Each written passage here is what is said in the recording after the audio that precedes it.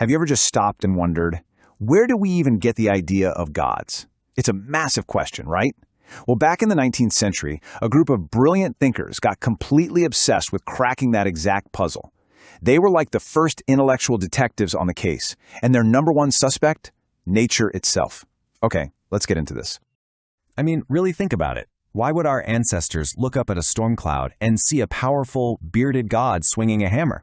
Or why would they see the sun not as a star, but as a deity driving a chariot made of fire? This was the absolute core mystery these 19th century scholars were dead set on solving. So, to really get what was going on, we need to rewind the clock to the early 1800s. The world was still trying to make sense of the French Revolution, which was all about pure, cold, hard reason. But a huge counter-movement was starting to bubble up. You see, people were getting a little tired of a worldview that seemed to suck all the mystery and romance out of life.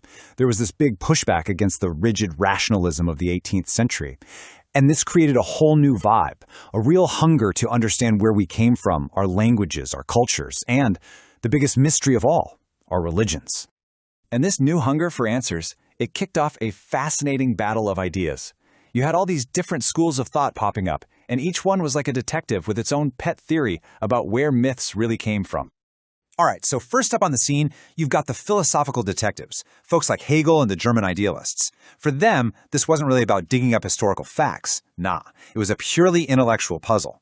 They basically argued that religion was just a necessary, logical step in the long journey of the human soul becoming self-aware. It's a huge, sweeping idea, but it's all based on philosophy, not evidence. And right away, this created a major showdown. While the philosophers were saying religion just naturally grew out of the human mind, Catholic thinkers were pushing back, hard. They said, no way, religion isn't something we invented. It was a direct revelation from God, passed down through tradition. So you've got two completely opposite starting points for the exact same investigation. Then, a third crew of detectives enters the ring, the symbolists, led by a guy named Friedrich Kreuzer. Their theory was that ancient myths were basically a kind of secret code. They weren't just simple campfire stories. No, there were these incredibly deep, sophisticated allegories about the forces of nature, all designed by an ancient, super-wise priesthood to teach regular people about the divine. But all of these theories, they were really just the opening act. The real breakthrough, the one theory that would totally dominate the conversation for decades, came from a group that we now call the nature myth school. Their central idea was so simple, but it was absolutely revolutionary. They said the gods weren't created by priests as symbols for nature. The gods were nature. Apollo wasn't a metaphor for the sun. He was the sun. Zeus wasn't an allegory for the sky. He was the sky. The myths, they argued, were just stories that grew organically out of how early humans experienced, and, this is the key part, how they talked about the world around them. Now, the lead detective for this whole school of thought was a German linguist named Max Müller. And he came up with this unforgettable phrase to sum up his entire theory. He said that mythology was born from a disease of language. A disease of language? What on earth could that possibly mean? Well, here's how Müller's theory works, broken down into 4 simple steps. 1. You see something incredible, like the dawn breaking.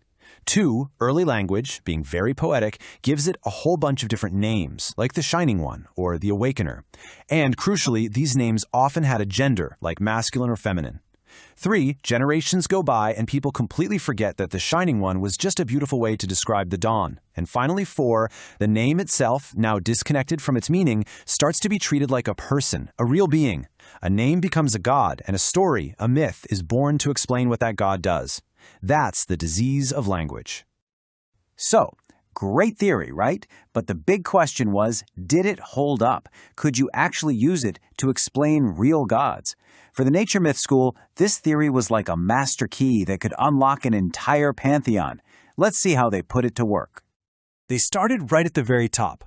Looking across all these ancient cultures, they kept finding the same figure, a supreme sky god. In India, he was Jaus Paitar. In Greece, he was Zeus. In Rome, Jupiter. The names were a little different, but the linguistic root was the same. And so were his jobs: creator, governor, judge of the wicked. For the nature myth school, this was slam-dunk proof of a shared origin, the worship of the giant, all-encompassing sky. And the sun? Well, that was like Exhibit A. The Indian god Surya and the Greek god Helios were just perfect examples. Both of them are shown driving a blazing chariot with horses across the sky. According to these thinkers, that wasn't a metaphor.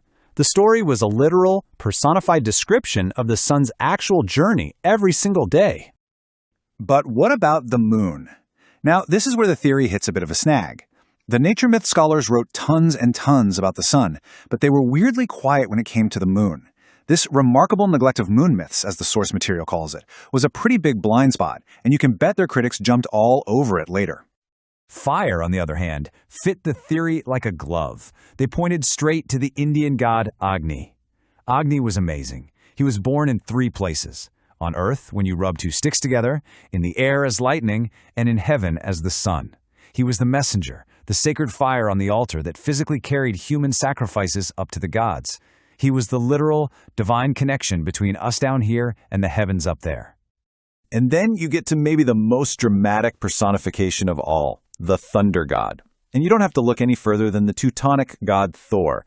His red beard shaking in the wind, causing storms, his hammer creating lightning, the wheels of his cart making the sound of thunder. He wasn't just like a thunderstorm. For the nature myth school, he was the thunderstorm, brought to life as this powerful, terrifying, but awesome deity. It was just so elegant, right? A powerful theory that seemed to explain everything. But like so many of these grand ideas in a history of science, this intellectual detective story doesn't end with the case being neatly closed. It turns out the theory's greatest strength, that it could explain everything with one simple idea, was also its greatest weakness. It was built almost entirely on speculation about language, not on real anthropology or deep historical study. As new evidence from archaeology and ethnology started pouring in, it just became obvious that religion was way more complicated than just nature worship. And in a wild twist of fate, Max Müller himself lived long enough to see what the source text calls the almost complete collapse of his own school of thought.